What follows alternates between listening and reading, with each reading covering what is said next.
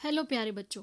आशा करती हूँ आप सब स्वस्थ हैं और ये है आपकी ईएमसी वर्कशीट नंबर 26 जो आपको अभी इस कमिंग वीक में करनी है बेटा। जो 9th से लेके 13th फरवरी का आपका वीक है।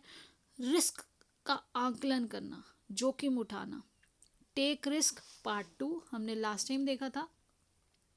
टेक रिस्क का पार्ट 1 था जिसपे हम जितना रिस्क लेते हैं उतना ही हमारा वहाँ पर अगर लाभ ज़्यादा है किसी भी काम में, यदि प्रॉफिट आपको ज़्यादा दिखता है, लाभ ज़्यादा दिखता है, लाभ अधिक होने की कंडीशन में हम उसका रिस्क उठाने, उसका जोखिम उठाने के लिए तैयार हो जाते हैं। लेकिन हमें उसके जोखिम का, रिस्क का आकलन करना आना चाहिए।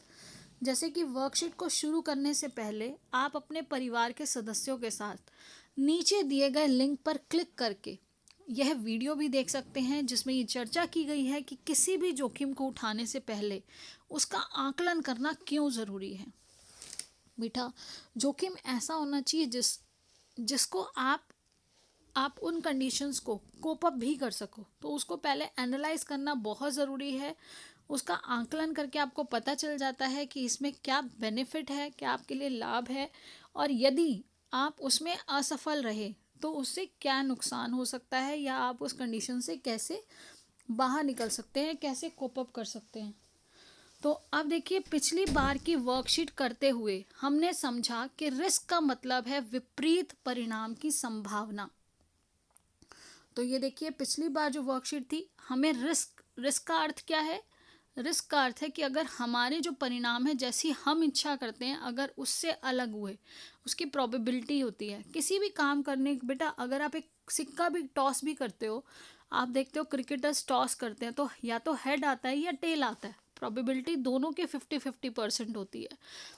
लेकिन वो रिस्क लेने वाली बात है और बाय द चांस है कि वो आपका जो आपने चाहा, वो आपने किस वजह से चाहा कि आप पहले पारी लेना चाहेंगे, आपका अगर आ भी गया जो आपने मांगा हेड या टेल, तो उसके बाद वो आपको एनालाइज करना है कि आपकी टीम के अकॉर्डिंग वो क्रिकेटर जो आपका जो क्रिकेटर्स हैं, जो उनका हेड है, कप्तान है, उसको भी एनालाइज करना होता है, आंकलन करना होता है कि उनकी टीम जो है वो पहले बैटिंग करेगी तो अच्छा कर सकेगी, प्रेशर बना पाएगी, अधिक अंक ले पाएगी, या पहले फील्डिंग करेगी तो अधिक ले पाएगी। ऑन द बेसिस ऑफ ये ध्यान रखते हुए कि वहाँ मौसम कैसा है, वो कैसी पिच पर खेल रहे हैं। तो हमारी जो जीवन है उसमें हर जगह अलग अलग तरह से हमें अपनी हर परिस्थिति में आंकलन करना होता है, जिसमें हमें अनुमानित लाभ यानी कि रिस्क अधिक है तो लोग रिस्क लेने के लिए, देखिए बेटा, अगर लाभ अधिक है तो रिस्क लिया जा सकता है, लेकिन अगर लाभ कम है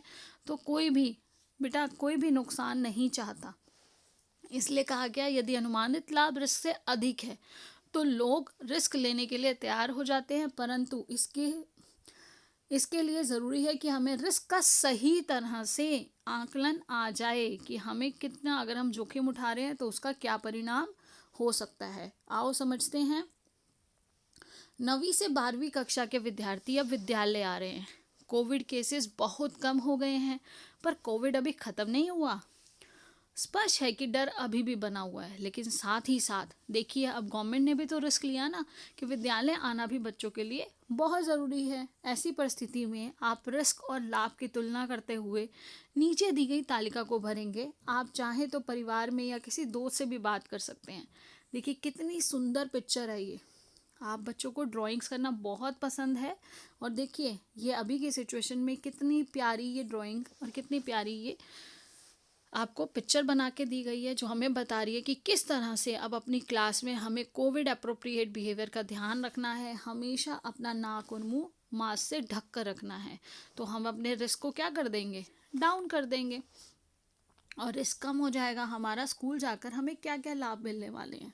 तो विद्यार्थी जब विद्यालय आते हैं तो उन्हें क्या क्या रिस्क है। बेटा, विद्यालय में आने पर रिस्क सबसे ज़्यादा यही है कि हम सब कोविड-19 के फैलने से या उससे संक्रमित होने से डरते हैं। विद्यालय आने से लाभ क्या हैं। हमारी जो स्टडीज़ हैं हम पढ़ सकेंगे, अधिक से अधिक समझ आएगा, अंडरस्टैंडिंग होगी। समझ, जिस काम को हम 1-to-1 नहीं कर सकते, हमने वीडियोस के माध्यम से तो आपके पास बहुत सी चीज़ें पहुंचाई, लेकिन फिर भी आप अपने पीयर ग्रुप से, अपनी सहेलियों से जो पढ़ पाते हैं, आपके पीयर ग्रुप जो लर्निंग है, पीयर ग्रुप होता है जो आप अपने दोस्तों के साथ, पीयर यानी कि आपके दोस्त, पीयर ग्रुप लर्निंग जो है आपकी वो बहुत अच्छी हो पाती है, आप एक दूसरे से बहुत कुछ सीखते हैं। तो यहाँ पर वो पीयर ग्रुप का जो इन्फ्लुएंस है, वो पीयर ग्रुप का जो सपोर्ट है, आपको जो एंग्जाइटी को कम करने में हेल्प करता है, वो विद्यालय आके मिलता है। लेकिन रिस्क को कम कैसे कर सकते हैं? तो रिस्क को कम करने के लिए हमारे कोविड अप्रोप्रिएट बिहेवियर, जो आपका नीचे दिया भी होता है, आपकी हर वीक वर्कशीट में आपको याद दिलाया जाता है, जिसको हम कैब के नाम से शॉर्ट में जानते हैं। यानी कि हमें मास्क पहनना है। मास्क बेटा यहाँ पर हमें मास्क का हमेशा ध्यान रखना है। मास्क, फिजिकल डिस्टेंस यानी कि शारीरिक दूरी, फिजिकल डिस्टेंस के साथ साथ आप और ध्यान क्या रखेंगे? फिजिकल डिस्टेंस के साथ हमारा तीसरी चीज़ है हमारी वॉशिंग हैंड्स, हैंड्स वॉशिंग। तो हैंड वॉश अगर आप रेगुलरली करेंगे, हैंड वॉशिंग रेगुलरली होगी सोप और वाटर से अच्छी तरह से 20 सेकेंड तक, तो हमारा कोविड का जो रिस्क है वो मिनिमम हो जाता है। आओ अब हम देखते हैं, आपने जाना कि रिस्क और लाभ की तुलना की, आपने उसका आंकलन किया और जब देखा कि आपका लाभ अधिक है, अनिश्चितताएं हम कम कर सकते हैं। अगर हम कैब का कोविड अप्रोप्रिएट बिहेवियर फॉलो करें तो हम अनिश्चितताओं की या हम ऐसी कोई संभावना जो विपरीत संभावना है ऐसे परिणामों को कम कर सकते हैं। तो आओ इसी चीज़ को हम अपने करियर से जुड़ी हुई अनिश्चितताओं और संभावनाओं का आकलन करने में अभ्यास करते हैं। आप अपने लिए एक पसंदीदा करियर चुनकर लिखिए। जैसे अगर आप टीचर बनना चाहते हैं, आप डॉक्टर बनना चाहते हैं, या कुछ भी जो आप बनना चाहते हैं, या आप कोई अपना काम करना चाहते हैं, एक बिजनेसमैन बनना चाहते हैं, अपना बिजनेस करना चाहते हैं, तो आप देखिए बेटा, यदि आप बीच में ये स्क्रीन जो है लिखते समय स्क्रॉल हो गया था, तो बेटा यदि आप बिजनेस करना चाहते हैं तो आप वो बिजनेस के बारे में यहाँ पर लिखेंगे। या आप कोई भी प्रोफेशन चूज़ करना चाहते हैं, जैसे टीचर बनना चाहते हैं, डॉक्टर बनना चाहते हैं, इंजीनियर बनना चाहते हैं, सीए करना चाहते हैं, जो भी काम आप करना चाहते हैं, आपका कॉमर्स में इंटरेस्ट है, आपका साइंस में इंटरेस्ट है, आप किसी भी सब्जेक्ट के टीचर जो आपको बहुत अच्छा लगता है पढ़ाना, तो माता पिता से पूछिए वो क्या चाहते हैं कि आप क्या बने। अब दोनों ही करियर्स के पॉइंट्स आप देखिए कि उसमें पॉजिटिव और नेगेटिव क्या बिंदु हैं। अगर आपका और आपके परिवार का चुना हुआ करियर एक ही है तो घबराइए नहीं, उसके बारे में चर्चा करिए और उस चर्चा को इन बिंदुओं पर चर्चा करेंगे आप, उस करियर में कौन से फ़ायदे निश्चित हैं और कौन से फ़ायदे संभावित हैं, कि पक्का वो तो होगा ही होगा। और स्वयं का चुना हुआ करियर अगर आपने टीचर का लिया तो आपकी नॉलेज बहुत अच्छी हो जाएगी और आपको बहुत अच्छा लगता है, ये बहुत रेपुटेड है आपका जो बेटा, हमारा जो टीचर का प्रोफेशन होता है, आप सब बच्चे कितना प्यार देते हैं, कितना लगाव होता है, कितनी रिस्पेक्ट होती है। तो लव है, रिस्पेक्ट है, वो हमें मिलेगी चाहे हम डॉक्टर बने या इंजीनियर बने या टीचर बने। तो उस प्रोफेशन का आप वो चीज़ें, इनकम तो बेटा सब चीज़ों में, कोई काम करेंगे तो कोई फ्री में काम करता ही नहीं है, कोई अपना बिजनेस करेगा, कोई सर्विस करेगा, तो हर चीज़ के पीछे एक मॉनेटरी गेन तो है। उसके साथ साथ अब माता पिता द्वारा चुना गया जो करियर है वो कैसा है, क्या अगर वो सेम है तो ये चीज़ें उसमें भी एप्लीकेबल होती हैं। उस करियर को शुरू करने के लिए आवश्यक योग्यताएं या संसाधन क्या हैं? तो बेटा अगर डॉक्टर या इंजीनियर बन रहे हैं तो आपको बहुत सारी पढ़ाई करनी है, साइंस में आपका इंटरेस्ट होना चाहिए, आपकी साइंस की नॉलेज अच्छी होनी चाहिए, मैथ्स आपका अच्छा होना चाहिए। नहीं तो आप अगर लैंग्वेज में अच्छे हैं तो आप हिंदी और संस्कृत इन सब चीज़ों के भी टीचर बन सकते हैं, या आप अपना काम कर सकते हैं। अगर आप डिज़ाइनिंग में अच्छे हैं तो अपना बुटीक खोल सकते हैं। उसके बाद देखिए उस करियर के साथ क्या क्या अनिश्चितताएं हैं जो जुड़ी हुई हैं उसके साथ। तो आप देखिए यहाँ पर क्या है, यहाँ पे आपका अगर आप डॉक्टर इंजीनियर बनना चाहते हैं तो नीट, जेई, ऐसे ऐसे कॉम्पिटिटिव एग्ज़ाम्स हैं जिनकी तैयारी आपको शुरू से करनी है और आपने अपनी पढ़ाई को बहुत अच्छे से करना है, छोटी छोटी बातें भी, क्योंकि एमसीक्यू क्वेश्चन होते हैं वो वन वन लाइन में से भी होते हैं, तो हमें अच्छे तरह से अपना जो हम पढ़ाई कर रहे हैं उसको अच्छी तरह से पढ़ना है ताकि हम अपना 100% दे सकें, अच्छे मार्क्स तो लाने ही हैं। और उसके साथ साथ हमें एप्लीकेशन ऑफ नॉलेज भी आना चाहिए कि हम अपनी जो नॉलेज है उसको कैसे अप्लाई कर सकते हैं, उस ज्ञान को हम किस तरह से यूज़ कर सकते हैं। तो वो हमें आना चाहिए। उस करियर में कौन से विपरीत परिणाम है, तो बेटा उसमें यह है कि आपको हो सकता है अपने परिवार के लिए समय ना मिले, लेकिन वो जो तसल्ली मिलती है, आज हमारे जो कोरोना वॉरियर्स हैं, अगर हम डॉक्टर्स को देखें, हम टीचर्स को देखें, हम सर्वे भी कर रहे हैं, हम स्कूल में भी पढ़ा रहे हैं, हम इस तरह से वीडियोस भी बना रहे हैं, लेकिन इन सब चीज़ों में हमें क्या मिल रहा है? एक सेटिस्फेक्शन मिल रही है, एक संतुष्टि मिल रही है। और ये जो सेटिस्फेक्शन है बेटा, ये और प्रोफेशंस में नहीं है। ये एक नोबल प्रोफेशन है, सोशल सर्विस है, नोबल प्रोफेशन है। सोसाइटी के लिए आप कुछ कर सकते हो, सोशल बीइंग होने के आपकी रिस्पॉन्सिबिलिटी आप पूरी कर सकते हो।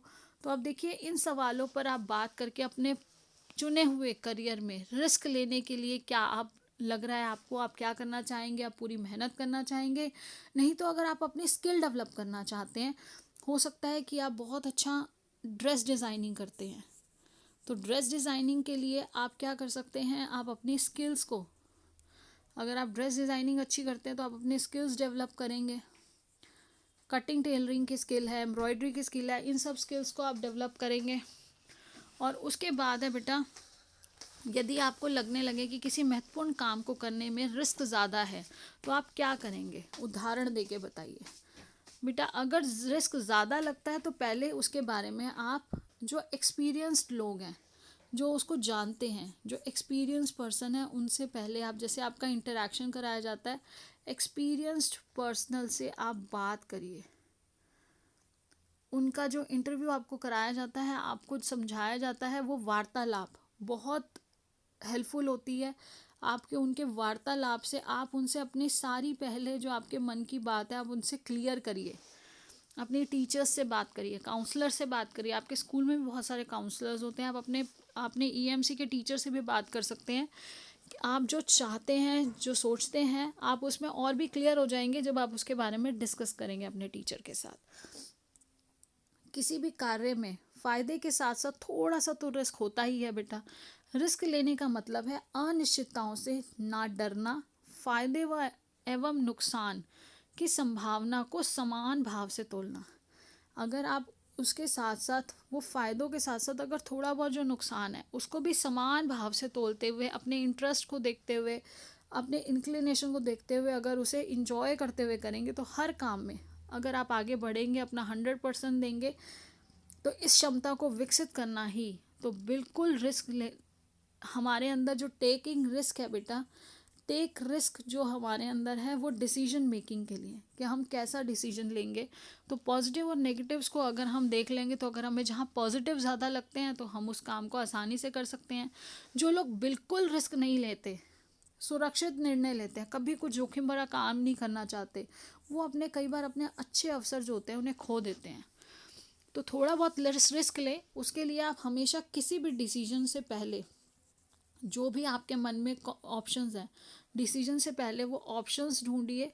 आप क्या क्या सोचते हैं आप कर सकते हैं, और ऑप्शंस में भी उनके पॉजिटिव और नेगेटिव एक बार पेन डाउन कर दीजिए, पेपर से लिख दीजिए एक पेपर पर, और फिर देखिए कि आप किस तरफ ज़्यादा इंक्लाइंड हैं। जब आप उसको पूरा सोच समझ के काम करेंगे, तो आपको कभी रिग्रेट नहीं होगा, आप लाइफ में कभी पछताएंगे नहीं, क्योंकि आपने सोच समझ के काम किया। और एक बार डिसीजन लेने के बाद फिर अपना 100% एफर्ट्स दीजिए उसमें, पूरा अपना अच्छे से एफर्ट्स करिए, अपने हार्डवर्क करिए, तो आप 100% बेटा सक्सेसफुल होंगे। और सक्सेस हमेशा आपका होगा। सक्सेसफुल वही होता है जो रिस्क लेता है, वो कुछ अलग करता है, कुछ अलग सोचता है। और उस अलग को सोचने के लिए, जो आकलन करने के लिए, आप पहले अपने डिसीजन से पहले पॉसिबल ऑप्शंस को देखिए, उसके पॉजिटिव नेगेटिव देखिए, और फिर एक बार डिसीजन लेने के बाद पीछे नहीं सोचिए, 100% एफर्ट करिए, तो 100% आपको सक्सेस मिलेगा। And all the best for your future. Thank you. Have a nice day. Keep learning and enjoying. Stay blessed and healthy. Thank you, and be in touch by subscribing and pressing bell icon, जो ताकि हम बच्चों आप सबके पास आसानी से पहुंच सकें। तो नोटिफिकेशन तभी आपके पास पर्सनल आएगा जब आप चैनल को सब्सक्राइब करके बेल आइकन प्रेस कर देंगे। Once again, take care of yourself, stay blessed and healthy. Thank you.